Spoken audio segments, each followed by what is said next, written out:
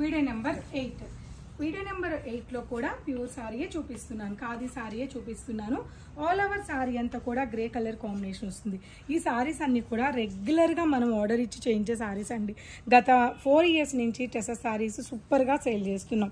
So ఈ designs అన్నీ కూడా ఎప్పుడు వర్కర్ దగ్గర మన సారీ అనేది వర్క్ అవుతూనే ఉంటుంది. అంత బ్యూటిఫుల్ సారీ ఇది.